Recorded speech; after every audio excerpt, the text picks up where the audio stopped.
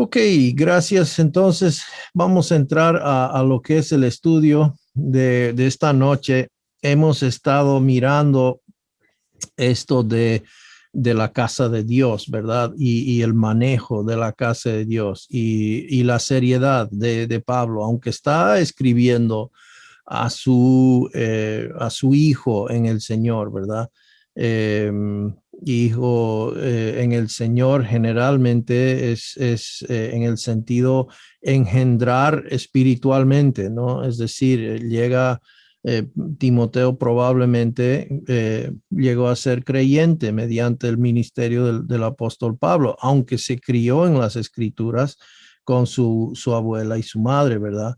Pero generalmente cuando Pablo se refería a padre, era porque había pues esa relación de engendrar espiritualmente, ¿no? Pero en esta noche lo que vamos a ver ya es el encargo que Pablo le da a Timoteo.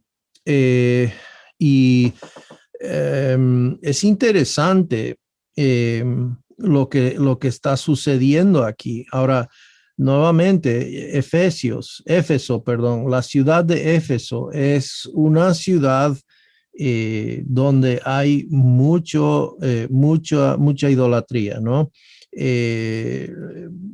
Bastante. Y aunque han traído una mezcolanza, eh, Cibeles, Diana, la parte romana, pero Artemisa también, y ellos hicieron su propia mezcla, donde Artemisa de Éfeso era pues no solamente la que velaba por los animalitos, por la naturaleza, como tiende a ser en otros lugares. La Artemisa de Éfeso es una mujer que es llena de pechos, todo su cuerpo, y ella es la madre de todos, ¿no?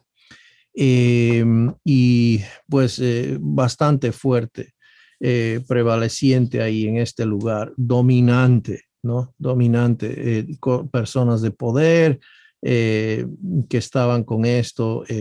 Hemos hablado de que en una oportunidad, Pablo estando ahí, le apedrearon, ¿verdad? Por haber traído el evangelio, etcétera, lo sacaron de la ciudad. Eh, y bueno, de todas maneras, yendo hacia adelante, esto es donde pasó también lo que le persiguieron a los hermanos ahí.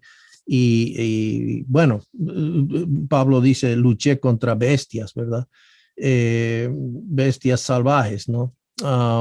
Y pues vaya a saber qué está refiriéndose. Ambas cosas podrían ser espiritualmente o literalmente, ¿no? Porque eso era parte de lo que se hacía con cristianos en aquel entonces. De todas maneras, esta noche Pablo le da lo que es la razón, un encargo de corregir. Y lo que vamos a ver es versículos 3 al 11. 3 al 11, entonces voy a leerlo inicialmente en la Reina Valera para que me pueden seguir. Lo vamos a leer toda la sección y luego versículo a versículo voy a entrar y ahí voy a utilizar la Biblia de las Américas que me gusta más. Dice el versículo 3, dice así, como te rogué que te quedases en Éfeso. Entonces, Pablo había rogado a Timoteo que se quedase él en Éfeso cuando fui a Macedonia, ¿no? Para que mandases a algunos que no enseñen diferente doctrina, una enseñanza diferente, ¿no? Entonces, ni presten atención a fábulas y genealogías interminables que acarrean disputas, más bien que edificación de Dios, que es por fe. Así te encargo ahora. Pues el propósito de este mandamiento es el amor nacido de corazón limpio y de buena conciencia y de fe no fingida, de las cuales cosas desviándose algunos se apartaron a vana palabrería, queriendo ser doctores de la ley, sin entender lo que hablan, perdón, ni lo que afirman.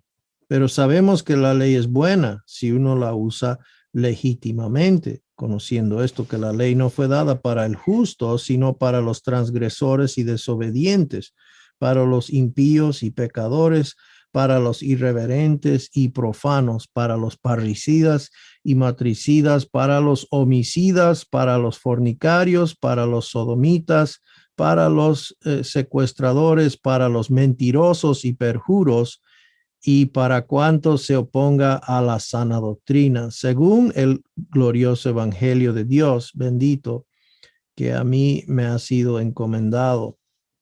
Entonces, es muy interesante cuando empezamos a desempacar esta sección. ¿Por qué? Porque aquí se está hablando de enseñanza. Las dos enseñanzas están usando las escrituras, ¿ok? Ambos están usando las escrituras, pero uno está enseñando lo que es fábulas, genealogías interminables, lo cual produce, ya, produce argumentaciones necias, disputas, ya. Y la otra, la que es la sana doctrina, la que tiene el deber Timoteo de regresar a los inicios, es la edificación de Dios por la fe. Y es el amor nacido de corazón limpio, de buena conciencia y de fe no fingida, ¿no? Entonces, vamos a ver que estas personas querían ser doctores de la ley, ¿no? Eh, Usando la ley, ¿no? Usando la ley de una manera equivocada. Es decir, nuevamente, están usando la palabra de Dios, ¿ya? Para enseñar herejías, para llevarles a fábulas y genealogías interminables. La cosa ese es el tema, que con el engaño, muchas veces el engaño viene con la misma apariencia por fuera, ¿verdad? Usan la Biblia lo usan, lo tienen en la mano, la misma Biblia que usamos nosotros, pero lastimosamente no enseñan conforme a ciencia, no enseñan conforme a la fe.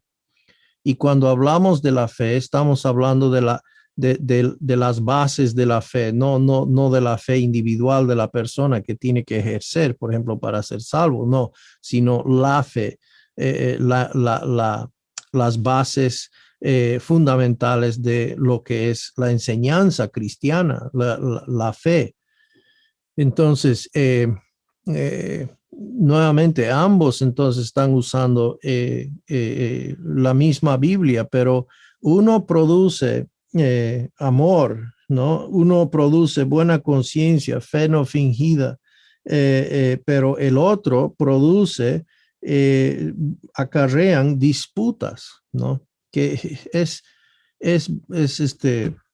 para ningún bien para la iglesia, y habían pues algunas personas dentro de la iglesia en Éfeso que estaban enseñando así, ¿no? Se están dedicando tal vez a enseñar cosas de mitos, ficción, fábulas, queriendo encontrar algo escondido en la Biblia, ¿no? Tal vez con la apariencia de ser más profundo, ¿no?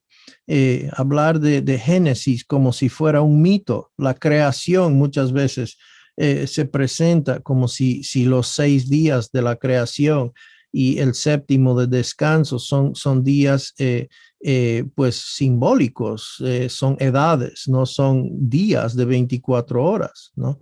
Entonces, no hay que tomar la Biblia literalmente, sino alegóricamente, ¿no? Es una historia, es una fábula, Génesis. Pero si vamos a tomar Génesis, una fábula, entonces todo el resto de la Biblia también es fábula y puede ser tomado de esa manera. ¿No es cierto? Entonces, el diluvio no era mundial, El diluvio no era toda la tierra, era local, ¿no? Y no era en realidad el juicio de Dios sobre la tierra, sino pues una cosa que sucedió y se hizo una laguna, ¿no? Cosas así que se dedica uno a tratar de argumentar con la Biblia y naturalizarlo, quitarlo lo supernatural y en realidad lo que se quita es lo que dice el texto. Y se trata de hallar cosas que no están en el texto. Se enseñan cosas que son, como digo, supuestamente más profundas, pero en realidad esto es misticismo y va de la mano con el gnosticismo, ¿no? En esa entonces, en este tiempo, había un judío que se llamaba Filo, y Filo, él agarraba el Antiguo Testamento y espiritualizaba todo, ¿no? Y mucha gente lo seguía, era un hombre muy inteligente, etcétera, pero espiritualizaba las escrituras, cosa que daba él su propia interpretación, ¿no? Y la Biblia dice que la interpretación de la escritura no es privada, no es para cada uno determinar su significado, sino la Biblia enseña su significado. Y entonces, muy importante, estas instrucciones de Pablo a Timoteo en cuanto a estos falsos maestros. Versículo 3, nuevamente volviendo ahí, le dice así: como te rogué que te quedases en Éfeso cuando fui a Macedonia, para que mandases a algunos que no enseñen diferente doctrina. Y entonces, eh, puesto que Pablo era un apóstol y también el padre espiritual de Timoteo, tenía autoridad dada por Dios tanto en la iglesia como sobre Timoteo. Y esto obviamente solo se aprecia, obviamente espiritualmente, ¿verdad? O sea, la persona espiritual, la persona que desea obedecer a Dios, va a apreciar estas cosas, ¿no? Por la fe. Primera Corintios 4, 14 a 19 dice: no escribo esto para avergonzaros, sino para amonestaros como a hijos míos amados, ¿no? Dice: porque aunque tengáis innumerables maestros en Cristo, sin embargo no tenéis muchos padres, pues en Cristo Jesús yo os engendré por medio del Evangelio. Entonces, 1 Corintios 4:16, por tanto, os exhorto, sed imitadores míos. Versículo 17, por esta razón os he enviado a Timoteo, que es mi hijo amado y fiel en el Señor. Él os recordará mis caminos, los caminos en Cristo, tal como enseñó en todas partes, en cada iglesia. Y algunos se han vuelto arrogantes, como si yo no hubiera de ir a vosotros, pero iré a vosotros pronto si el Señor quiere, y conoceré no las palabras de los arrogantes, sino su poder. Y eso es bien importante. Entonces, eh, Pablo tenía esta autoridad apostólica, ¿no? Pero también era su hijo, pues engendrado por la fe, ¿no? Es decir, al nacer de nuevo llegó a ser el hijo de Pablo de esa manera. Que te quedases en Éfeso. Entonces la presencia de Timoteo era requerida en la iglesia en Éfeso en este momento crítico. Pablo prosigue para ir a Macedonia, ¿no? En su viaje, pero lo deja, confía a su discípulo Timoteo, y lo deja ahí para quedar con el trabajo y en realidad Éfeso ya es una iglesia plantada, ¿no? O sea, no está empezando una iglesia, sino que la iglesia ya está establecida, ¿verdad? Pero hace falta que haya esta corrección urgente, la verdad, porque como digo, esto los estaba descarriando, ¿no? Entonces, la iglesia en Éfeso estaba algo desordenada debido a la falsa enseñanza, como Pablo había predicho en Hechos 20, 29 a 30. Dice así: sé que después de mi partida vendrán lobos feroces entre vosotros. Entonces, que no perdonarán el rebaño. Es interesante. Pablo menciona perros. Los perros son las personas que son de afuera, ¿ya? Pero los lobos que vienen en piel de oveja, ¿verdad? Los lobos feroces estaban entre ellos y pues venían para robar, ¿verdad? Para hurtar, para dañar al rebaño, ¿no? Entonces, eh, este, um, entonces Hechos 20:30 dice, y que de entre vosotros mismos se levantarán algunos hablando cosas perversas para arrastrar a los discípulos tras ellos, ¿no? Entonces, esto no es para edificar la casa de Dios. Su propósito, la enseñanza clara, sana, bíblica es la que edifica, como dice en el versículo 4, ¿verdad? Más bien que edificación de Dios, que es por fe. Entonces, el edificar la casa de Dios es mediante la fe que ha sido establecida por los apóstoles y no mediante un invento, una cosa de hombres, ¿no? Mitos, etcétera. De hecho, Pablo ya había excomulgado a un par de falsos maestros, y eso estamos hablando de Himeneo y Alejandro, ¿verdad?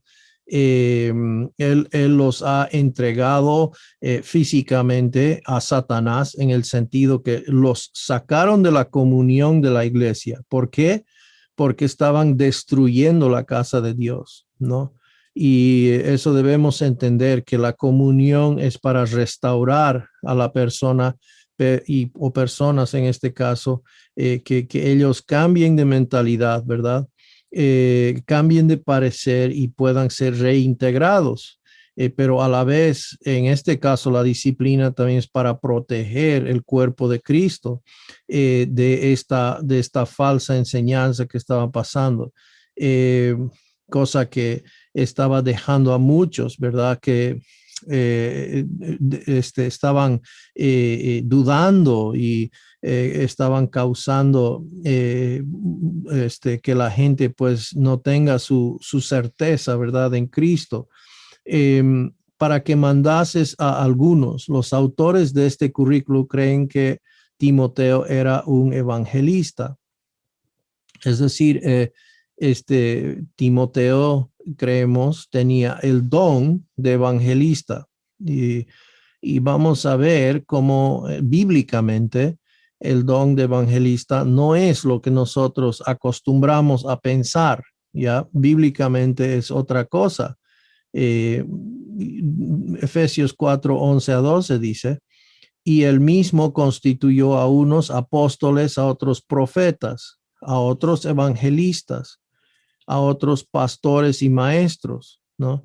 Eh, y a fin de perfeccionar, es decir, capacitar a los santos para la obra del ministerio, para la edificación del cuerpo de Cristo. Entonces, los evangelistas fueron dados para capacitar, para edificar el cuerpo de Cristo, ¿no? ¿Para qué? Para que los santos vayan pues a la obra, al ministerio, ¿no? Todos los santos siendo capacitados, ¿no? Pueden ir y participar en la obra del ministerio, ¿no? Cada uno en sus círculos, durante pues la vida cotidiana, diaria, ¿verdad? Y entonces la idea nunca ha sido que el pastor lo haga todo. La idea nunca ha sido que el evangelista lo haga todo. La idea es que Dios ha establecido, Cristo ha dado dones, roles a estas personas, desde los apóstoles, profetas, evangelistas, pastores, maestros. A estos les ha dado con el propósito de capacitar, ¿no? Encargar, ¿no? Para que la gente tenga capacidad, entrenamiento suficiente para pues ir y multiplicarse. Eso es la forma que Cristo quiere edificar su cuerpo hoy día. No es mediante la suma, sino mediante la multiplicación. Note que Pablo mencionó a los evangelistas como un oficio o un don espiritual. Entonces, y dentro de la iglesia, ¿verdad? Pablo pone dentro de esta lista, ¿no?, a los evangelistas como un don espiritual. En estos dones fueron dados para estos dones fueron dados para la edificación de los creyentes, no para el evangelismo de los perdidos.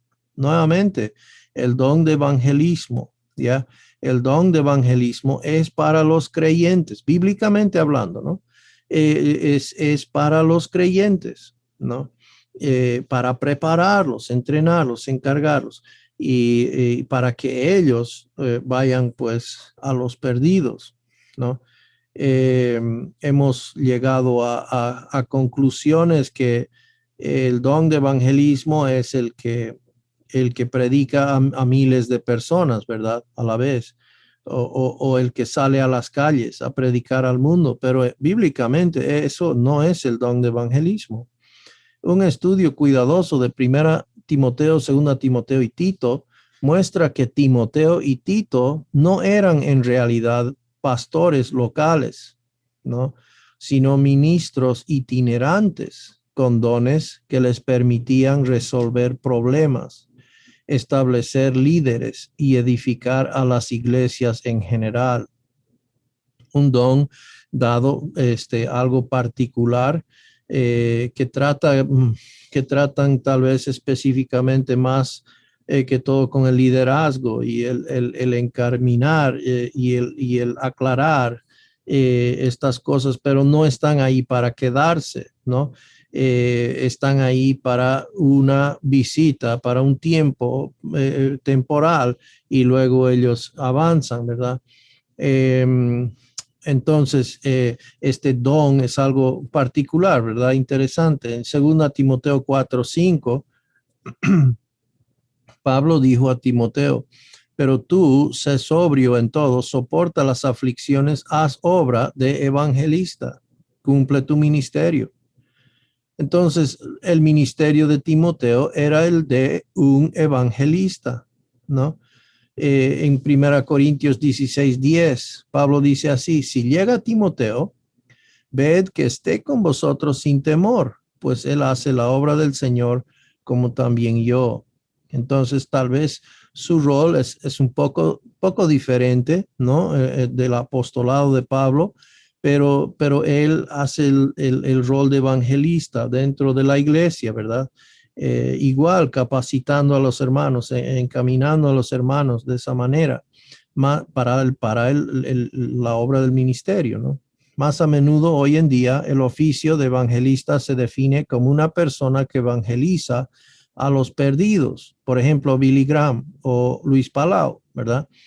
Muchas veces cuando pensamos en evangelista, se nos viene a la mente esta imagen, ¿verdad? Y comúnmente los llamamos evangelistas, ¿verdad? Pero en realidad, como digo, bíblicamente el evangelista o el don de evangelista es muy diferente, ¿no?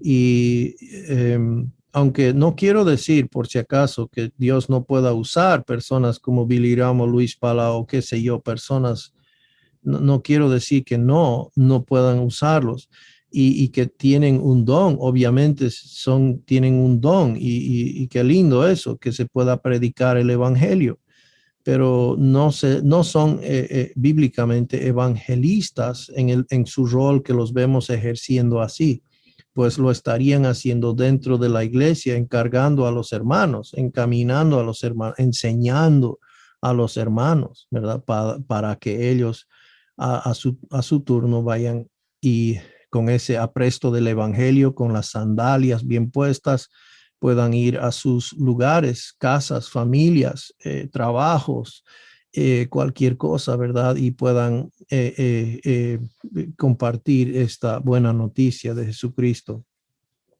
Eh, Bien, entonces el problema con este punto de vista es que nunca vemos a Timoteo involucrado en cruzadas o grandes eventos evangelísticos. Si vemos a Timoteo, sí vemos a Timoteo fortaleciendo iglesias y ministrando a ministros, ¿no? Entonces era un siervo a siervos, por decirlo así, un siervo a siervos, específico a tarea, ¿no? Para, para enfocarse en eso. Entonces, ¿quién se ocupa cómo era especialmente aquel entonces, cómo se ocupaba, quién se ocupa del pastor o de los ancianos, ¿no? Bueno, hay el don de evangelista, ¿verdad? Que ministra a ellos particularmente. Vemos eso en Tito y en Timoteo. En el ministerio de Pablo, él empleó evangelistas como Timoteo para ayudar a cerrar la brecha entre la plantación inicial de la iglesia y el establecimiento de líderes locales. Los siguientes son ejemplos de personas que Pablo parecía haber empleado en este rol. Estos hombres no fueron apóstoles, ¿no? Primero fue Timoteo y nuevamente 1 Corintios 4:17. Por esto mismo os he enviado a Timoteo, que es mi hijo amado y fiel en el Señor, el cual os recordará mi proceder en Cristo, de la manera que enseño en todas partes y en todas las iglesias, ¿no? Entonces, de la misma manera que Pablo enseñaba en todas partes, todas las iglesias, pues ahora él está encargándoles a ellos, está enviando Timoteo para continuar con esa labor, ¿no? Primera Tesalonicenses 3:2, y enviamos a Timoteo, dice, nuestro hermano y colaborador de Dios en el Evangelio de Cristo para fortaleceros y alentaros respecto a vuestra fe. Entonces, el rol de Timoteo iba a fortalecerlos, alentarlos, ¿no? En cuanto a la fe, nuevamente la fe, la sana doctrina, la creencia que tenemos, ¿verdad? Según las escrituras. Luego Tito, y esto lo podemos ver en Tito 1:5, por esta causa te dejé en Creta para que corrigieses lo deficiente y establecieses ancianos en cada ciudad, así como yo te mandé, así como yo te mandé. Entonces, Tito debía ir y establecer ancianos. Muy específico ese rol en cada ciudad, de paso, ¿no? Entonces, eso es algo que mm, él debía enfocarse, él debía dar su principal enfoque, ¿no? Es a establecer, enseñar, preparar, pero ancianos, ¿no? En cada ciudad. Dice Hechos 17:4, hablando de Silas, pero inmediatamente los hermanos enviaron a Pablo que fuese hacia el mar y Silas y Timoteo se quedaron allí, ¿no? Entonces muy probablemente Silas, también otro ejemplo de alguien que tenía este rol, ¿no? Apolos, 1 Corintios 3:5-6 dice que pues es Pablo, que es Apolos, servidores por medio de los cuales habéis creído, y eso según lo que a cada uno concedió el Señor. Yo planté, Apolos regó, pero el crecimiento lo ha dado Dios. Entonces, en cuanto a nuestro hermano Apolos, dice 1 Corintios 16:12, mucho lo animé a que fuera a vosotros con los hermanos, pero de ninguna manera tuvo el deseo de ir ahora. Sin embargo, irá cuando tenga oportunidad. Entonces, estos hermanos, ¿verdad? Tenían ese rol muy interesante. Lucas, Epafras, Juan Marcos, Bernabé, Onésimo, entre otros, pudieron también haber tenido el don de evangelista. Y ahí tienen esos pasajes, si gustan, pueden mirarlos. Aunque 1 Timoteo, 2 Timoteo y Tito son llamadas las epístolas pastorales, son manuales indispensables de plantación de iglesias para establecer las iglesias locales autóctonas o autónomas, ¿no? Del Nuevo Testamento. Dijimos autóctonas y autónomas, ¿verdad? Del Nuevo Testamento. Entonces, dijimos en algún momento que si todo se perdiese, ¿no? Y todo se iría por la cuneta en apostasía, qué sé yo, se apartara espiritualmente la iglesia, podemos regresar. ¿Cómo? Mediante la palabra de Dios, mediante la enseñanza que tenemos ahí, podemos regresar a una iglesia local neotestamentaria, ¿no? Esas bases se nos han sido dadas en los Timoteos y en Tito, ¿no? Eh, Dice versículo 3 de para que mandases a algunos. El tiempo del verbo mandar significaba que Timoteo debía ordenar inmediatamente. O sea, da la impresión que es una carga, pero no, con suma urgencia a estos hombres que dejaron de enseñar. Segunda Timoteo 4, 1 al 5 dice, te encargo solemnemente en la presencia de Dios y de Cristo Jesús, que ha de juzgar a los vivos y a los muertos, que su manifestación y por su manifestación y por su reino, predica la palabra, insiste a tiempo y fuera de tiempo, redarguye, reprende, exhorta con mucha paciencia e instrucción, porque vendrá tiempo cuando no soportarán la sana doctrina, sino que teniendo comezón de oídos, acumularán para sí maestros conforme a sus propios deseos y apartarán sus oídos de la verdad y se volverán a mitos. Pero tú, sé sobrio en todas las cosas, sufre penalidades, haz el trabajo de un evangelista, cumple tu ministerio. Nuevamente vemos ese versículo, ¿verdad? Haz tu trabajo de evangelista, el ministerio que él tenía, él entre varios otros, que no enseñen diferente doctrina, o doctrinas extrañas, enseñanza. Doctrina simplemente significa enseñanza, ¿no? Extrañas, diferentes, ¿no? Las doctrinas extrañas a las que se hace referencia aquí eran totalmente doctrinas divergentes, eran diferentes de todo lo que Pablo y Timoteo enseñaban. Nuevamente, lo irónico es que usan la Biblia, están usando la misma ley para hacerlo. Ya le están usando la misma escritura, el Antiguo Testamento más que todo, ¿no? Pero están enseñando, usando la misma Biblia para hacerlo y lo están tergiversando, ¿verdad? Pero es engañoso para la persona que pues no está instruida para poder detectar el error, ¿verdad?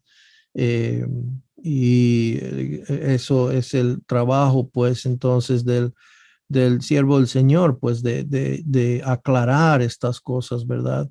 Y muchos de ustedes jóvenes están viendo ahora ya la diferencia entre lo que es un claro evangelio y lo que son los muchos evangelios que se los presenta, ¿verdad? Que en realidad terminan haciendo, pues, por obras, ¿no? Colocando un yugo sobre la gente que tiene que hacer para ser salvo, ¿no? Sí, Cristo murió, sí, Cristo fue una buena persona y sí, Cristo, pero no es suficiente Cristo, ¿no? Es solamente una parte, ¿no? Y que la persona tiene que hacer su parte, ¿no? Cualquiera que sea. Y esto es un error garrafal, ¿verdad? Y mucha gente está creyendo que es salva haciendo alguna cosa, ¿verdad?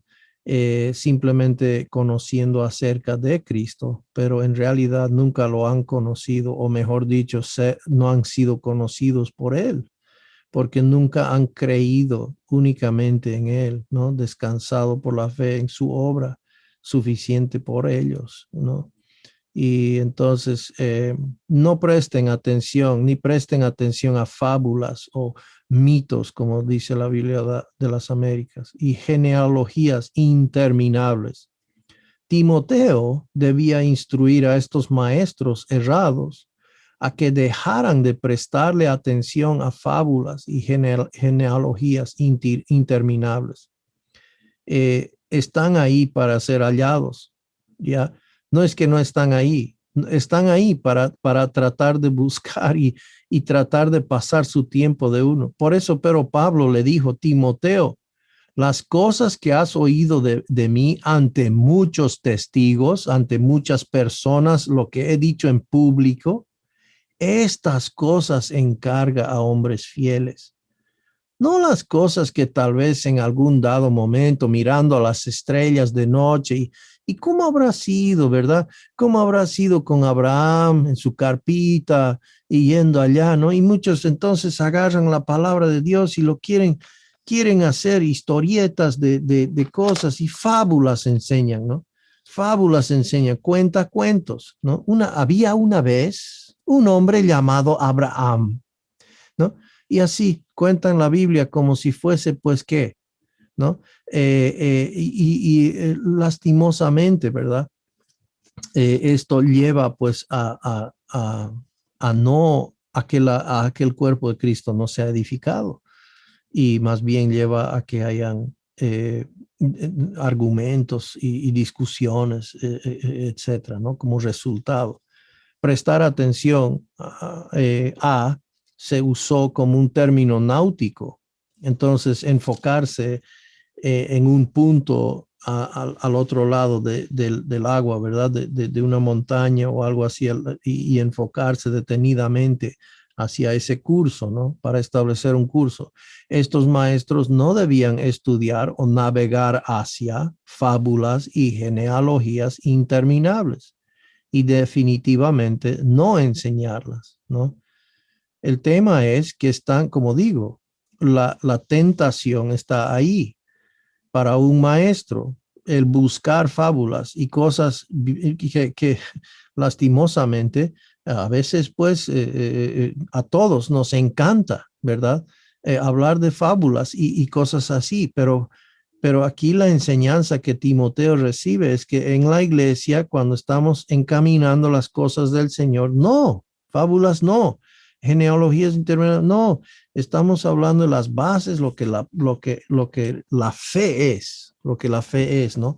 No, no cuenta cuentos. Más adelante en este capítulo, Pablo usó la terminología náutica para describir el fin espiritual de los maestros, falsos maestros, cuando dijo, desechando la cual naufragaron en cuanto a la fe algunos. Entonces, interesante, él da esa imagen, ¿verdad? Por no enfocarse hacia dónde iban, se naufragaron, ¿no? No, se naufragaron. Entonces, hablando específicamente, ¿no? De Himeneo y Alejandro, ¿no?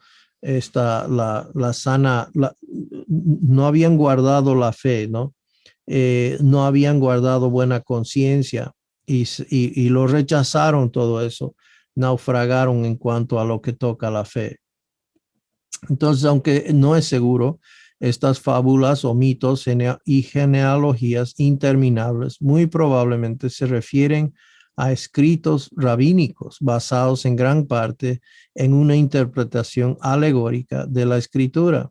Y como digo, este hombre llamado Filo era un personaje pues que muchos lo conocían, pero él alegorizaba el Antiguo Testamento, ¿no? Los volvían, todas las cosas que veían, ¿verdad? Eh, lo espiritualizaban, lo alegorizan, lo hacen un mito, lo hacen como un cuentacuentos, ¿no?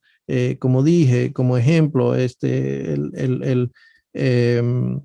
el inicio, los primeros dos capítulos, especialmente de Génesis, ¿no? Eso es un cuento, está nada más dando Abraham, perdón, Moisés, está dando los inicios al pueblo de Israel en un cuento, en una forma de cuento. No se lo debe entender literalmente, ¿no? Entonces, eso es la alegoría. Lo hace un tipo de fábula, ¿no? Eh, y pues cuando empezamos a mirar las escrituras de esa manera, pues todo vale, todo vale. Se puede interpretar cualquier manera que uno quiera y el intérprete llega a estar por encima y la última autoridad sobre las escrituras. Por eso, generalmente, van a ver que personas que alegorizan las escrituras, ¿ok? Y ustedes se van a dar cuenta, estos jóvenes, personas que alegorizan las escrituras siempre tienen una persona al cual reciben su interpretación más profunda, su enseñanza más avanzada, etcétera. Y esto es la forma. El intérprete está por encima de las escrituras. Y eso es errado. Eso no es ser buen bereano. El buen bereano no tomó la palabra de Pablo. El bereano no aceptaron así por así, ni por más sea apóstol Pablo. Ellos volvieron a las escrituras para ver si era así o no. Y eso entonces no está hablando de alegorizar para verificar, ¿verdad? Eso está hablando que si las escrituras lo enseñan así o no. Y la máxima autoridad, jóvenes, no es una persona en sí, es la palabra de Dios, ¿no es cierto? Entonces, eso es muy importante en cuanto a la alegorización de las escrituras. Tengo una parte muy a fondo mío en contra de eso, porque por muchos años yo alegorizaba las escrituras y pensaba yo que era más espiritual esa forma de entender las escrituras, ¿no? Pero en realidad es dedicarse a mitos, es dedicarse a cosas que no tienen sustancia, ¿no? Y sabemos que últimamente es el Señor Jesucristo que es la sustancia misma, que hablan acerca de Él, que apuntan a Él, ¿no? La razón por la cual Pablo usó la palabra interminables es porque la única limitación en la interpretación alegórica es la creatividad y el ingenio del maestro. Por eso, el mejor cuentachistes, perdón, el mejor cuentacuentos, la persona que es el que mejor cuenta la cosa, es el que llega a ser el que maneja toda la situación, ¿no? Por eso siempre tienen alguien al cual seguir, ¿no? Libro al cual leer, ¿no? La última interpretación más profunda, etcétera, etcétera. Eh, Esto no es nada nuevo, no es nada nuevo de nuestra época únicamente, no, esto sucedía hace 2000 años atrás, que acarrean disputas a disensiones inútiles, ¿verdad? Discusiones, perdón, discusiones inútiles. ¿A qué lleva estas fábulas, estos mitos? A discusiones inútiles, argumentaciones. A ver, ¿tú qué crees? Yo no sé. Y estas fábulas y genealogías interminables conducían solo a especulaciones sin fundamento, perder el tiempo. No puedes construir tu vida cristiana sobre ese tipo de conjeturas. En este tipo de cosas, las que causan vana palabrería, ¿no? O perdón, es este tipo de cosas, las que causan vana palabrería, como vamos a ver más adelante, lo que lleva a la controversia y también desalienta al crecimiento de los creyentes. Mire, si estos hermanos continuaban escuchando esta enseñanza, ¿dónde iban a quedar? Todos iban a quedar naufragados, naufragados. La iglesia naufragada, ¿verdad? Y entonces es importante pues que Timoteo entre y corrija a estos maestros. Miren, les doy un ejemplo. Por ejemplo, cuando Daniel y sus 3 amigos fueron llevados a Babilonia, y estos babilónicos eran astutos, les daban la mejor comida, Les daban la enseñanza de los caldeos, les daban el mejor trato, pero en 3 años podían llevar un enemigo, una persona esclavo y cautivado de otra tierra, y lo podían hacer hasta consejero al rey, persona más cercana al rey. ¿Cómo hacían eso? Mediante la enseñanza. En 3 años les cambiaban la manera de pensar. ¿Y usted cree que con la falsa enseñanza, con mala enseñanza en la palabra, de la palabra, no puede suceder algo similar? Pues claro que sí, ¿no? Y por eso es tan importante que si nosotros como personas vamos a ser parte de la enseñanza, ¿verdad? Tenemos que dedicarnos al estudio, a la preparación, a saber lo que realmente dice, ¿verdad? Y ser cuidadosos en el manejo de la fe, ¿no? De las escrituras, de la fe, de la enseñanza, de la doctrina, etcétera, ¿no? Y más bien que edificación de Dios, que es por fe. Estas disputas no avanzan la obra de Dios. Este tipo de discusión conduce invariablemente a preguntas y dudas y socava la fe en Dios y en su palabra. La gente no está colocando su fe en la palabra de Dios y en el Señor. La gente está empezando a colocar su fe en la persona que tiene la mejor respuesta. La gente empieza a creer a la mejor respuesta, ¿no? A la mejor, al mejor que argumenta, ¿no? Al que mejor argumento trae a la mesa. Ese es el que tenemos que creer y seguir. Y eso no es conforme a lo que Pablo está encargando a Timoteo. Versículos 5 a 7, Pablo comparó el resultado esperado de la sana enseñanza con el resultado destructivo de la falsa enseñanza, ¿no? Entonces, hay dos resultados a estas dos enseñanzas. Pues el propósito de este mandamiento, ¿no? Esta instrucción, esta enseñanza que damos, ¿no? Es paidevo la palabra ahí, es el amor, ¿no? El resultado correcto debería ser el amor. La Biblia de las Américas dice, pero el propósito de nuestra instrucción es el amor nacido de un corazón puro, de una buena conciencia y de una fe sincera. Entonces la palabra para amor aquí es ágape.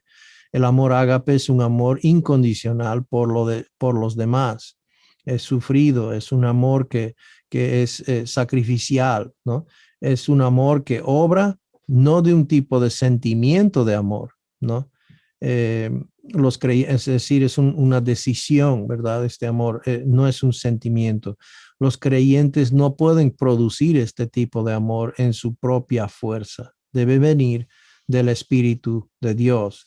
El amor es el primer resultado que vemos del fruto del Espíritu Santo, el amor, ¿verdad? Es uno de los aspectos del carácter de Cristo en nosotros. Las especulaciones improductivas no promueven el amor. La enseñanza en la iglesia local debe siempre promover el amor, no la división, no la, no en base de argumentación y de inteligencia. ¿Se acuerdan el problema que había en Corinto? No estaban a base del amor. La enseñanza, su proceder no era conforme al amor, era conforme al conocimiento, ¿verdad? El conocimiento que hace envanece, ¿no?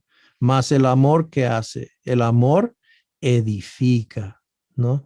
Entonces esos dos procedimientos muy distintos, muy diferentes. Gálatas 5:6, porque en Cristo Jesús ni la circuncisión vale algo, ni la incircuncisión, sino la fe que obra por el amor. En la fe que obra mediante el amor, por el amor. 1 Corintios 13:13, todos conocemos 1 Corintios 13, ¿verdad? El capítulo que describe, no define, pero describe el amor. Y ahora permanecen la fe, la esperanza y el amor, estos tres, pero el mayor de ellos es el amor. El amor es importante, hermanos. Sin el amor, pues algo está muy, muy equivocado. Debemos entender que el amor viene de Dios, nos ha enseñado para empezar lo que es el amor, pero el amor viene de su operación en nosotros al caminar día a día, ¿no? Y muchos piensan que pueden hacer el ministerio, por ejemplo, aparte del amor, ¿no? A un lado del amor. Lo ponen a segunda plana el amor y eso pues no puede ser. Algo está equivocado en esa manera de pensar. Primera Timoteo 1:5b, el amor nacido de corazón limpio y de buena conciencia y no de fe fingida. Pablo no estaba personalmente en contra de estos maestros, pero lo que estaban enseñando no estaba promoviendo el amor en la iglesia. Ese fue el problema. La meta de la enseñanza es estimular el amor en el cuerpo de Cristo. Y, y nuevamente, la enseñanza no es enseñar el amor, como digo, el amor que sale, el amor que uno tiene que producir. Esa enseñanza es cerrada. Lo que es más bien es que mediante la enseñanza bíblica, mediante la enseñanza de quién es Cristo, de su gracia, de lo que es más bien lo que es Dios y nuestra unión con Él, nuestra identificación con Él, nuestra muerte con Cristo y que hemos resucitado para novedad de vida con Él. Estas verdades, esta enseñanza es lo que produce al resultado. Este caminar de fe es lo que produce amor, ¿no? No es que la enseñanza me da algunos tips, algún conocimiento para que de por sí yo empiezo a ejercer amor. No, eso no es la manera, sino que hablando la verdad en amor, crezcamos en todos los aspectos en aquel que es la cabeza, es decir, Cristo, ¿verdad? Entonces, la idea de la enseñanza es crecer en quién es Cristo, la cabeza, de quien todo el cuerpo, estando bien ajustado y unido por la cohesión de las coyunturas, que las coyunturas proveen, conforme al funcionamiento adecuado de cada miembro, produce el crecimiento. Ahí está el resultado, ¿verdad? Produce el crecimiento del cuerpo para su propia edificación en amor, en amor.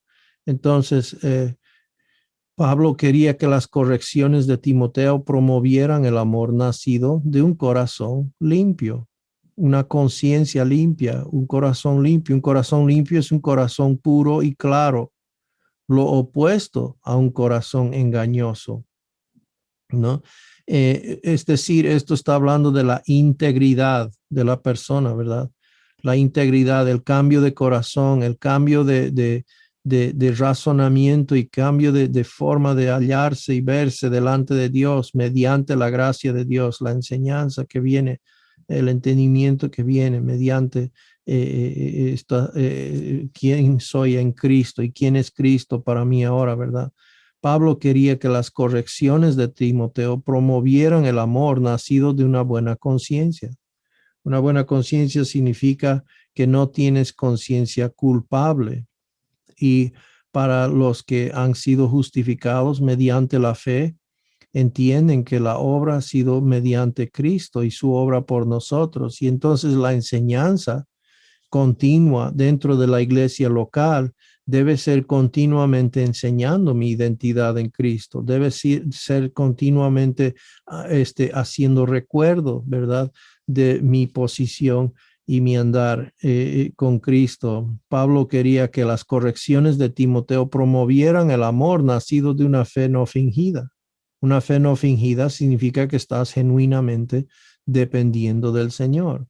El depender del Señor es otro término para decir permaneciendo en Él, ¿no? Caminando según su espíritu, ¿no? Es contándote muerto al pecado, vivo para Dios, presentando los miembros de tu cuerpo para uso de justicia. La Biblia lo presenta de muchas diferentes formas, pero está hablando de lo mismo, una dependencia del Señor. Es una fe en el Señor, es una fe depositada en quién es el Señor, su carácter y qué es su obra, ¿no? Del Evangelio para conmigo y vivir a la luz de ello, ¿verdad? Eh, a la luz de la realidad de lo que ha causado el Evangelio y simplemente contar con ello. Los falsos maestros rutinariamente rechazan un corazón limpio, una buena conciencia y una fe no fingida. En realidad, estos son secundarios, son secundarios. Ellos lo que están mirando es nada más un medio hacia el fin. ¿No? El fin justifica el medio, como decimos, ¿verdad? No importa con tal de que lleguemos allá, no importa cómo, la cosa es que lleguemos, ¿no? Y eso no es la manera, eso no es la manera. Dios quiere que estemos en el proceso caminando por la fe y que Dios produzca los resultados, no nosotros, ¿verdad? A consecuencia de una fe fingida, de una mala conciencia, un corazón sucio, etcétera, ¿no? Esto fue un problema con los maestros en Éfeso, ¿no? Un problema. Y dice 1 Timoteo 1, 19 y 20, guardando la fe, es decir, regresando a la enseñanza sana y una buena conciencia que algunos han rechazado y naufragaron en lo que toca a la fe, entre los cuales están Himeneo y Alejandro, ¿no? Entonces, versículo 6 dice, pues algunos desviándose de estas cosas se han apartado hacia vana palabrería. Entonces ahí está el naufragarse en este caso. Han llegado a vana palabrería, ¿no? De las cuales cosas desviándose algunos se apartaron a vana palabrería. Estos maestros cerrados se habían desviado de un corazón limpio, una buena conciencia, una fe no fingida y en última instancia del amor. Desviarse como maestro implica no tener una meta.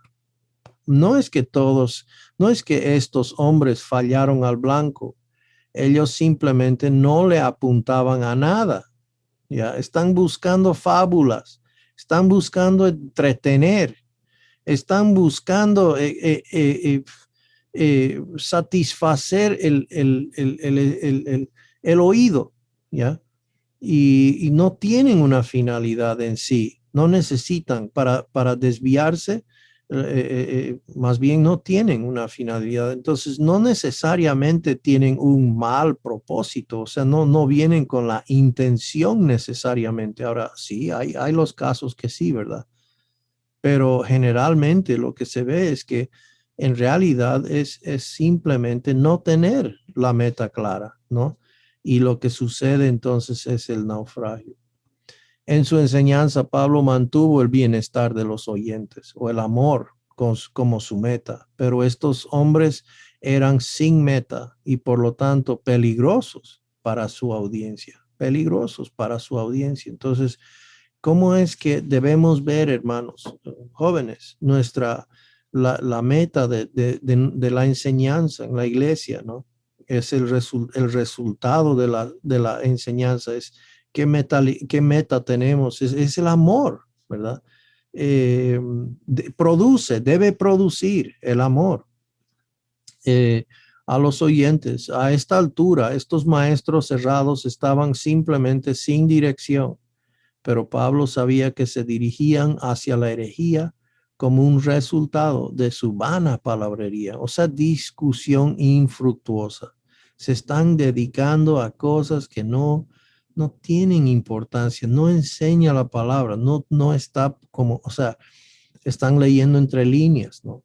Y como digo, están tratando de buscar cosas que pues Dios tiene silencio, mantiene silencio sobre eso y no viene al caso, ¿verdad? Pero para parecer doctores de la ley, ¿no? Para parecer doctores de la ley, quieren ser doctores de la ley, entonces van por esta forma, ¿no? Y errada. Versículo 7 dice, queriendo ser maestros de la ley o doctores de la ley, aunque no entienden lo que dicen, ni las cosas acerca de las cuales hacen declaraciones categóricas, ¿no? No sería mala cosa ser maestro de la ley, si lo utilizarían correctamente, va a decir Pablo, ¿no? Pero ellos están usando una herramienta, ¿ya? Están usando un combo, ¿ya? Están usando un serrucho de carpintería, ¿no? Están usando una cosa ¿no? De carpintería para cirugía, ¿no? No se usa el combo en hacer una cirugía. Tienen herramientas especiales, desinfectadas, correctas para su uso, ¿verdad? Y viceversa, ¿no? Ellos están agarrando la ley que no es ese su uso, ¿no? Entonces, llevando pues a vanas palabrerías. La palabra queriendo implica búsqueda activa. Estos hombres deseaban fervientemente ser maestros de la ley. Esto indica que sus egos estaban envueltos en esta búsqueda. Realmente deseaban. No nos olvidemos que Israel, incrédula, tiene celo por Dios. No es que no tienen celo por Dios, pero dice Pablo, no es conforme a la verdad, ¿no? No es conforme a la realidad, no es conforme a ciencia, ¿no? Estos maestros mezclaron la ley mosaica destinada a la nación de Israel con la enseñanza de la edad de la iglesia. Estaban mezclando la ley con la gracia. Nunca se debe mezclar la ley con la gracia. No se puede. No es apropiado hacer esto. Es una mala aplicación, ¿verdad? El Nuevo Testamento enseña que un creyente que quiere estar bajo la ley o que quiere poner a otros creyentes bajo la ley, en realidad promueve la infructuosidad, falta de fruto. Obviamente no va a haber amor, el resultado no va a haber amor, ¿no? Vanas palabrerías, sí. Romanos 4:15, porque la ley produce ira, pero donde no hay ley, tampoco hay transgresión. Gálatas 3:12 y 13 dice, sin embargo, la ley no es de fe. Al contrario, el que las hace vivirá por ellas. Es decir, la ley es por obras, ¿no? La ley es vivir en obras. Gálatas 3:13, Cristo nos redimió de la maldición de la ley, habiéndose hecho maldición por nosotros. Entonces, Cristo, parte de la obra que Cristo hizo fue librarnos del juicio, de la condenación que nos trajo la ley, ¿verdad? Eso es parte íntegro de la obra de la cruz. ¿Por qué negaríamos eso o diríamos que sería necesario que nosotros volviésemos a la ley? Porque escrito está, maldito todo el que cuelga de un madero. Cristo hizo esto por nosotros para librarnos de aquello, ¿verdad? Entonces, tan importante que se entienda pues su propósito y su lugar de la ley. La ley confunde, la ley a muchos, ¿verdad?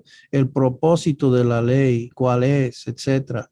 Y en realidad debemos entender y cuál es el propósito correcto, cuál es la herramienta de la ley y su uso, ¿no? Para qué profesión, para qué así como el martillo, el combo, ¿verdad?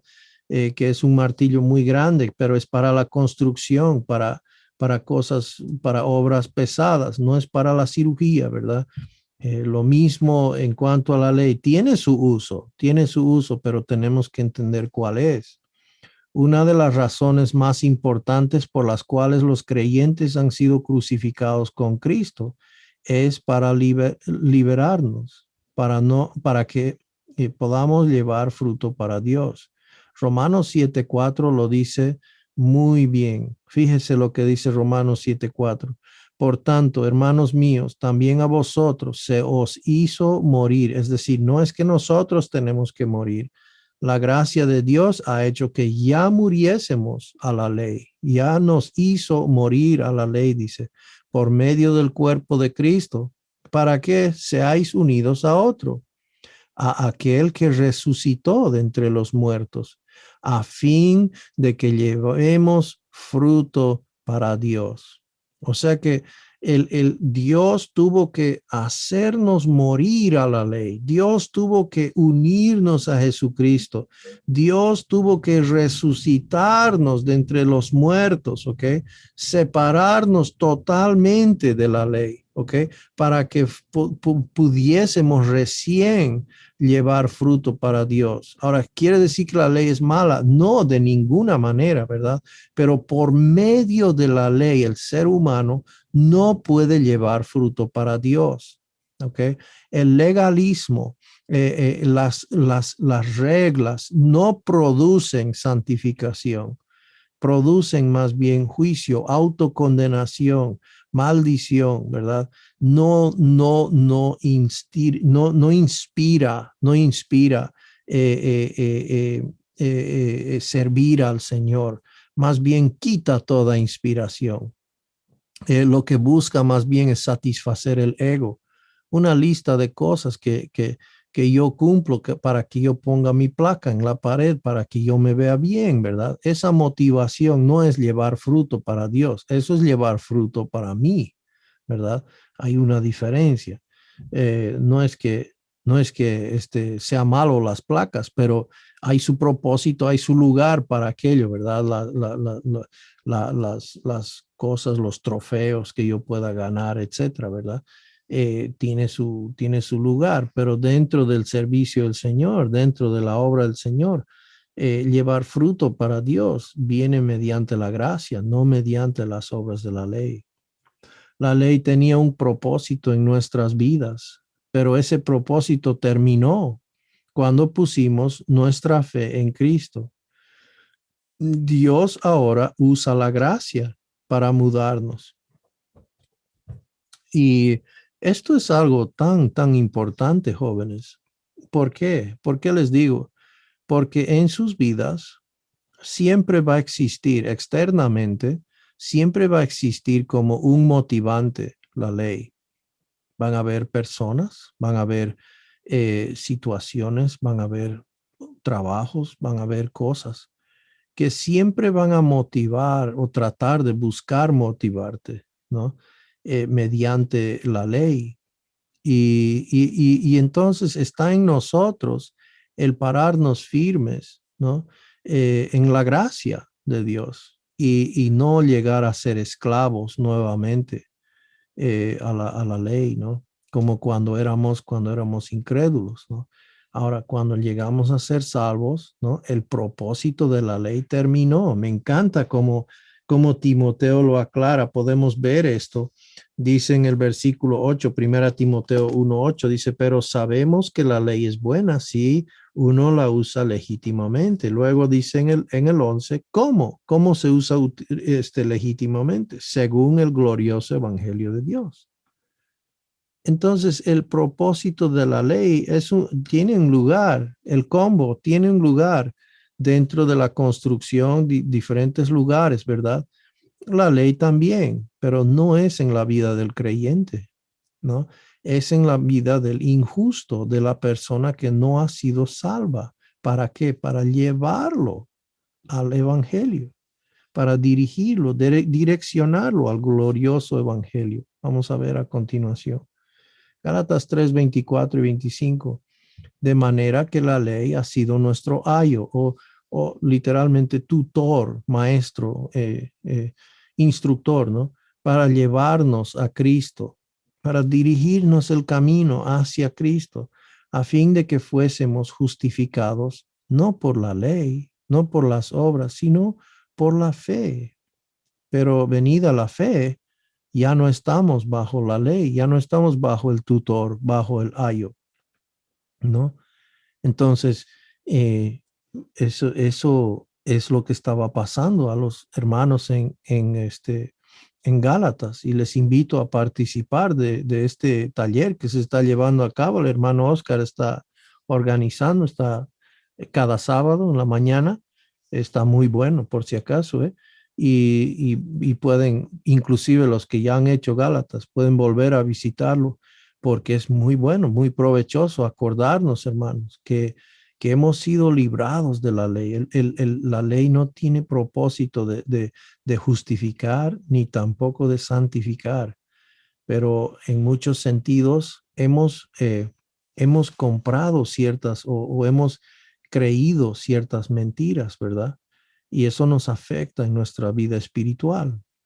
Romanos 6:14 dice, porque el pecado, hablando de la naturaleza de pecado, la carne, no se enseñoreará de vosotros, pues no estáis bajo la ley, sino bajo la gracia. Ahora, volquemos ese versículo, porque la inversa es cierto, porque el pecado se enseñoreará de vosotros si estás bajo ley y no bajo la gracia. El pecado se enseñoreará de vosotros, creyentes inclusive, cuando estás o te colocas o te dejas colocar bajo la ley y no bajo la gracia. Y cuán importante es, nadie quiere vivir el poder del pecado, bajo la naturaleza pecaminosa como su Señor y amo, como un esclavo al pecado, ¿verdad? Pero eso es lo que sucede cuando nos colocamos la ley. Tito 2:11 y 12 dice, porque la gracia de Dios se ha manifestado para salvación a todos los hombres, enseñándonos. ¿Qué está enseñando? ¿La ley o la gracia? Dice la gracia está enseñándonos que renunciando a la impiedad y a los deseos mundanos, ¿no? Vivamos en este siglo sobria, justa y piadosamente. Hermanos, la gracia no está llevando al pecado, no está enseñando a ir al pecado. Al contrario, está llevando a entender, a crecer, a madurar, ¿no? Hacia lo que es vivir en este siglo en una manera sabia, sobria, ¿no? De una manera justa y piadosamente, ¿no? Versículo 7b, sin entender ni lo que hablan ni lo que afirman. Los conceptos sin fundamento enseñados por estos maestros hicieron que las instrucciones de Pablo fueran urgentes. Estos maestros debían ser parados porque se presentaban a sí mismos como los expertos, ¿no? Los expertos, los grandes expertos en el tema de la ley, ¿no? eh, eh, Algo que ellos no entendían correctamente. Si hubiesen entendido, obviamente estarían entonces presentando el glorioso evangelio, ¿no? Pero no lo entendían. La frase griega, lo que afirman, sugiere que sus falsas afirmaciones fueron presentados como hechos. Estaban haciendo que la gente crea la mentira. Lo estaban presentando como sana doctrina, como la verdad, como si fuese, ¿no? Pero equivocado. Con el paso de los años, los creyentes han sido arrastrados a todo tipo de errores debido a las afirmaciones enfáticas de oradores confiados. Lo enseñan dogmáticamente, ¿verdad? Que esto es así, esto es asá. ¿Sabe algo que he llegado a apreciar de la enseñanza de Pablo? Es que Pablo eh, te te invita a participar del proceso de aprender y no te lo presenta dogmáticamente. Te invita con preguntas que te anticipa con las preguntas. Ya los estás pensando y él entonces lo verbaliza y le dice, ¿no? O inclusive antes que lo pienses. Y te va entonces argumentando de una manera pacífica y de una manera que él no te lo presenta dogmáticamente, de una manera torpe y sin razonar, ¿no? Los peligros que ellos enfrentaron en Éfeso son los mismos peligros que nosotros enfrentamos hoy. Segunda Corintios 11:3, pero temo que así como la serpiente con astucia engañó a Eva, vuestras mentes sean desviadas de la sencillez y pureza de la devoción a Cristo. No es complicado. No es complicado ser un creyente fiel. No es complicado. Lo que lo complican son los hombres. Somos nosotros lo que lo complicamos, ¿verdad? Y el engaño, la falsa enseñanza, ¿verdad? Que nos hace. Yo les garantizo, jóvenes, ustedes tienen una mínima parte de engaño a comparación que personas mayores ya han creído y han comprado como si fuesen verdad, ¿no? ¿Por qué? Porque tienen mayor tiempo escuchando, tenemos, mejor dicho, mayor tiempo escuchando enseñanzas dogmáticas como si fuesen pues la verdad. Y en realidad no habían sido basadas en la escritura necesariamente, ¿no? Eh, y entonces, jóvenes, tomen ánimo que ustedes puedan ser pues una luz, una generación que pues nos lleven de regreso, ¿no? Nos lleven de regreso a las escrituras y nos hagan escudriñar, ¿no? Lo que realmente dice. No tengan temor de hacerlo, de hacer preguntas, de cuestionar, no de una manera con falta de respeto, sino de una manera buscando la verdad, no por ser argumento, no por ser, traer una argumentación y tratar de ganar, ¿no? Y qué sé yo, sino al contrario, buscar la verdad, ¿no? Con un corazón sincero y puro, ¿no? Primera Timoteo 1:8-11. Ahora vamos a ver, para aclarar lo que estaba diciendo, Pablo mostró el uso correcto de la ley. Entonces dice, sabemos que la ley es buena si uno lo usa legítimamente. Entonces, de ninguna manera queremos echar abajo la ley, ¿ok? La ley ha sido dada por Dios, la ley es buena, ¿ok? No tiene nada de malo este combo, ¿ok?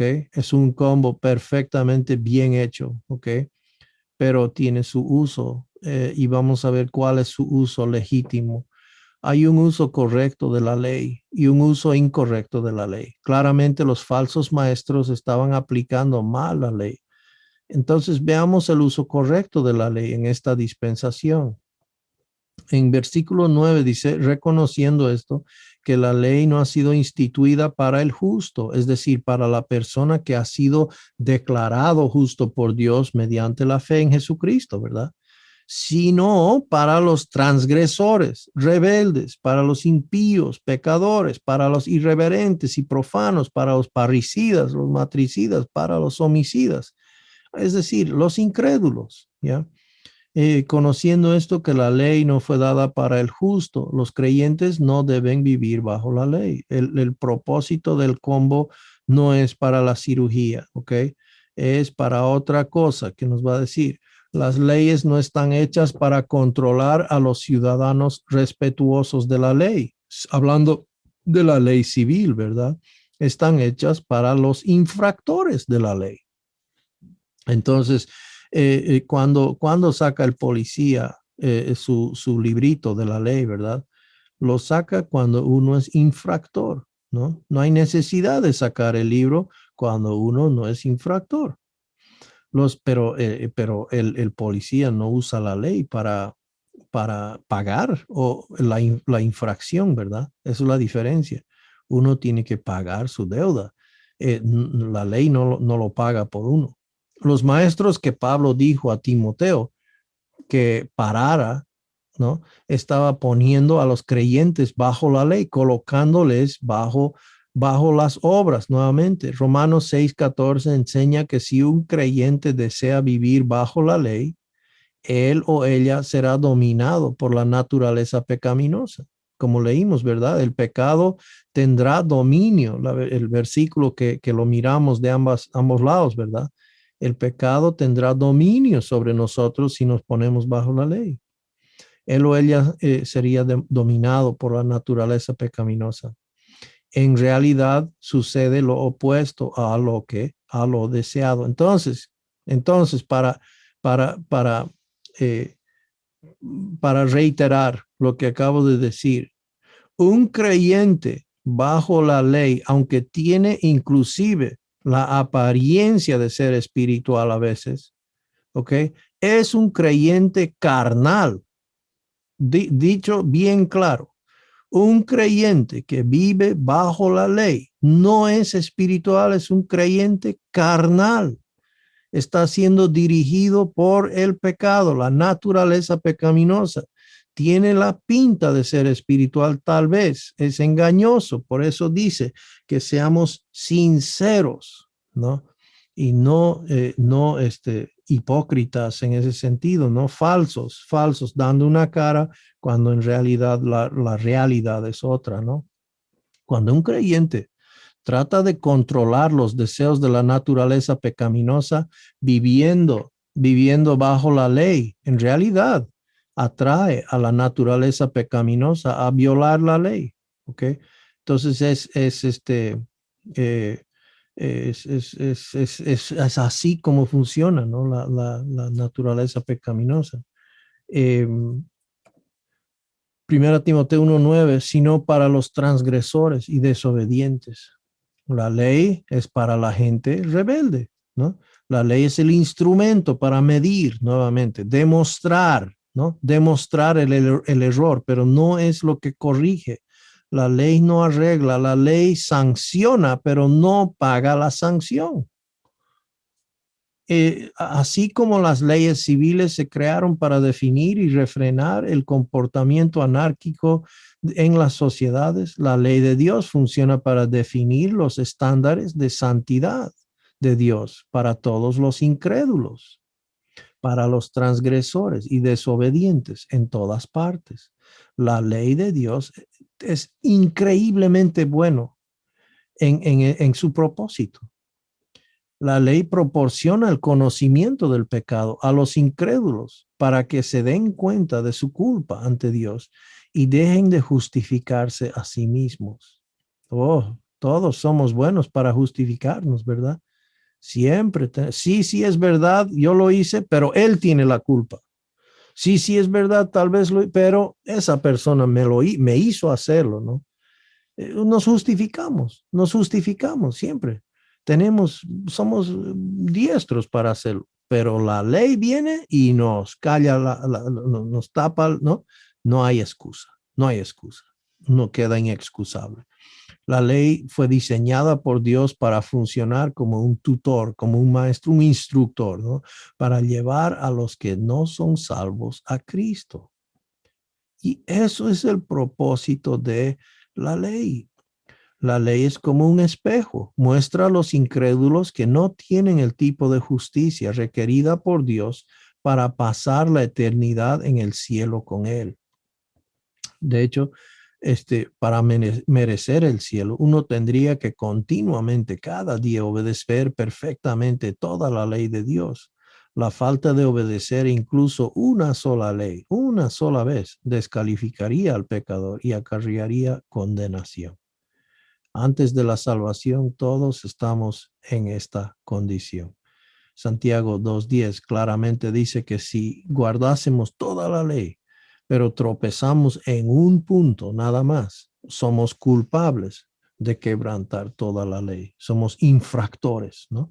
¿Cuántas leyes hay que romper para ser infractor? Solo una, solo una.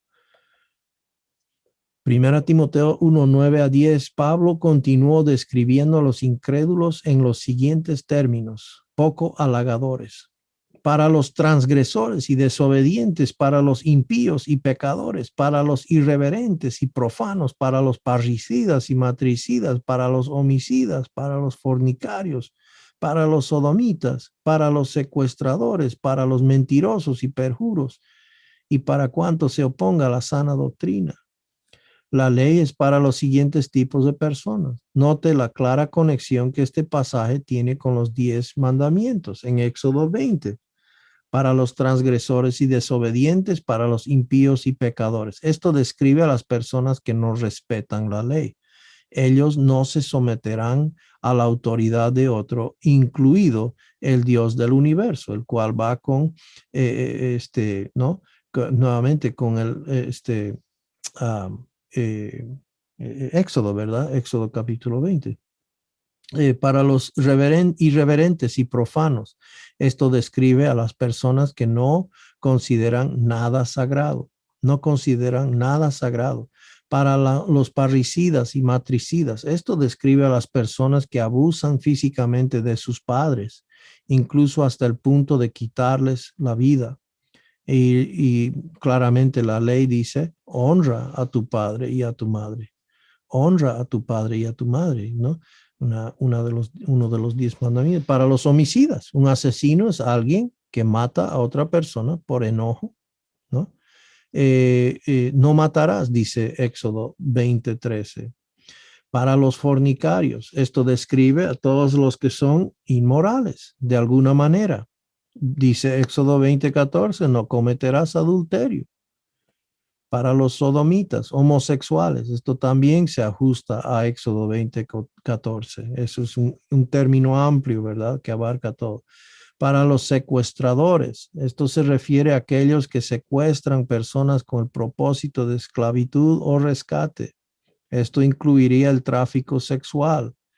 Y Éxodo 20:15 dice, no hurtarás, no hurtarás. Para los mentirosos y perjuros, esto se refiere a aquellos que dicen mentiras, ya sea en la vida cotidiana o bajo juramento, hablando en contra de esto. No hablarás contra el prójimo falso testimonio. Eso es Éxodo 20:16. Entonces vemos cómo va paralelamente, ¿verdad? Claramente y de una manera muy sabia, Pablo lo trae, ¿verdad? A la luz y para cuanto se oponga a la sana doctrina. Esto no es una lista exhaustiva, sino más bien una lista representativa de actividades pecaminosas que la ley define claramente como pecaminosas, ¿no? Entonces, va de acuerdo, ¿no? Mostrando, demostrando, entendemos la ley, entendemos el propósito, Pablo dice, y es esto, ¿no? Por lo tanto, incluso estos falsos maestros orgullosos necesitaban la ley para mostrarles que la justicia para la justificación o la santificación nunca puede venir tratando de guardar la ley. Tú que deseas colocarte bajo la ley, dice a los Gálatas, ¿has escuchado? ¿Te has puesto a ver lo que realmente dice la ley? ¿No? Entonces, para ser justo o recto por medio de la ley tendrías que guardarla perfectamente, lo cual es humanamente imposible, ¿no? Humanamente imposible. Primera Timoteo 1:11, y este es el último versículo, jóvenes. Según el glorioso evangelio del Dios bendito, que a mí me ha sido encomendado, ¿no? Los versículos 9 y 10 son un paréntesis entre los versículos 8 y 11. Escuche cómo se lee, ¿verdad? Si eliminas los versículos 9 y 10, ¿no? Que son un paréntesis que está explicando, ¿no? Parentéticamente, el texto se leería de esta manera, pero sabemos que la ley es buena si uno la usa legítimamente, según el glorioso evangelio del Dios bendito. Ahora sí tiene sentido, ¿verdad? Ah, el combo no había sido para hacer cirugía, había tenido otro propósito que es bueno, ¿verdad? Es muy bueno, es muy provechoso el combo, es ese martillo pesado, grande, ¿verdad? Lo llamamos combo allá en Bolivia. Esto muestra que el uso correcto de la ley prepara a las personas para aceptar el mensaje del evangelio. Entonces, claro que sí, ahora sí vemos, la ley debe ser usada según el evangelio, ¿no? La ley y el evangelio muestran que las personas pecaminosas están en desesperante necesidad de la misericordia y la gracia de Dios, ¿no? Honestamente, la ley es muy buena para llevarnos a Cristo, ¿no? Y hacernos reconocer nuestra necesidad de Él. Pero una vez que hayamos creído en Jesucristo, ahora pues nos aferramos, ahora pues nos alimentamos, nos afirmamos, nos paramos en su gracia, en su gracia, hermanos, ¿no? Eh, y la ley la utilizamos de una manera cautelosa, en amor y en verdad para comunicar la situación del mundo, ¿no? Ante Dios. Ninguna cantidad de cumplimiento de la ley podría alguna vez brindar la salvación que Jesucristo proveyó a través de su obra en la cruz. Y sabe, la gracia de Dios no se trata de lo que yo no tengo que pagar. La gracia de Dios no se trata de que yo salí con la mía. La gracia de Dios no se trata de mí en ninguna manera en sí, aunque soy el que saca provecho, ¿no? Pero en realidad la gracia se trata, la historia de la gracia, hermanos, es Jesucristo, es su obra de amor. La historia de la gracia, hermanos, se trata de una persona que es Dios, el creador del universo, que se humilló a tal grado que vino y se hizo hombre, uno de nosotros. Y en vez de traer la solución de una manera tal vez humanamente hablando, Él lo hizo a través de la muerte, y una muerte de cruz, ¿no? Sin embargo, las buenas nuevas del Evangelio es que Dios envió a Jesucristo a pagar el castigo que toda la humanidad merece. Entonces la ley nos muestra un estado lamentable, pero las buenas nuevas del Evangelio es pues la solución. Es pues lo que Cristo hizo por nosotros, ya hizo, ¿no? Y entonces el Evangelio del Dios bendito que a mí me ha sido encomendado, dice Pablo, este versículo, este Evangelio fue encomendado a Pablo por Dios. En la siguiente sección veremos que era tan increíble. Pablo fue firme, ciñéndose y claro y verdadero, ciñéndose, perdón, al claro y verdadero evangelio de la gracia, ¿no? Pablo dijo en Gálatas 1:8 y 9, dijo, pero si aún nosotros, si aún yo o uno de los que está conmigo, o un ángel del cielo os anunciara otro evangelio, contrario al que hemos anunciado, sea anatema, sea maldito, ¿no? Que cuando hemos dicho antes, como hemos dicho antes, repito ahora, si alguno os anuncia un evangelio contrario a lo que recibisteis, sea anatema, ¿no? Sea anatema. ¿Por qué? Porque están afectando, están extraviando la verdadera gracia de Dios provista en su Hijo, en que Dios dio la gracia, Dios dio a su Hijo la solución a nuestro problema que la ley sabiamente mostró, ¿no?